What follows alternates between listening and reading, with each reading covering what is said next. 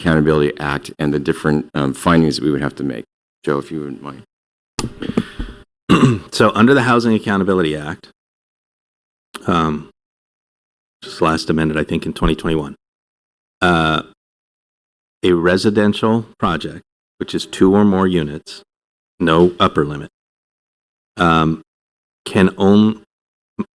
cannot be denied if it meets the city's objective standards. The only grounds for denial for a project that meets your objective design standards is that it does not meet some safety or health requirement based on a written standard that exists on your books at the time they submit their approval, and there's no way to mitigate the fact that they don't meet it. That's the only way to deny a housing accountability project right now. So right now, if a housing accountability project is submitted to the city, your code says it goes to an RPD hearing in front of the Planning Commission. If the Planning Commission is considering it, there are 10 findings they have to make. 8 or 9 of those are subjective, so they're not allowed to consider those findings. There's only like 1 finding, maybe 2, that they can consider. Is this use allowed in the zoning code? That's it. Compatibility with surrounding uses, any of those things, they're not supposed to consider right now.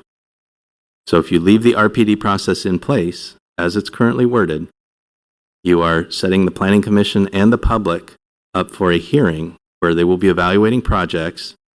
They will be told by staff that they cannot look at these subjective criteria. The public will not understand why. And there will be frustration at many levels. If they approve the project, there will be frustration. If they deny the project, it will get appealed to the council, and you will have the same public hearing here where you will be told that of those 10 categories of you can only look at 1 or 2. And that's the reality of the system you have in place right now without changing anything. That's just how state law works right now. You have not had a large-scale Housing Accountability Act project come through, so you haven't encountered that situation yet. But you could.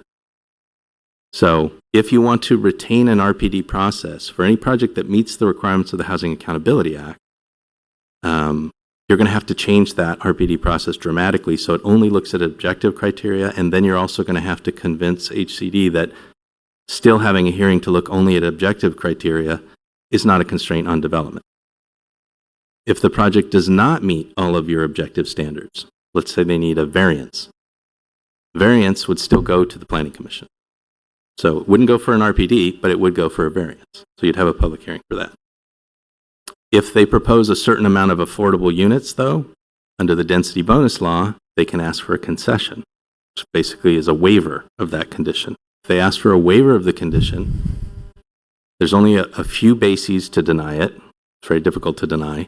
But that waiver would then eliminate that requirement, and they're deemed to be in compliance with all of your objective standards under the Housing Accountability Act. So you go back to where we started, they would be in compliance with the Housing Accountability Act. So it's as low as 10% affordable. They just proposed 10% affordable for low income, then they can get 1 concession. 17%, they can get 2 concessions. So the course of legislation in the last 6 years has been to strip away discretion from cities, planning commissions, the public over housing projects. That is the goal of the state. And I recognize it's frustrating, and I recognize nobody likes it. But it's the box that we're in, and it keeps getting smaller. So you can continue to with processes that you have, they're just going to be frustrating to implement. And I don't think HCD is going to approve them right now because they see the RPD process as a constraint on development.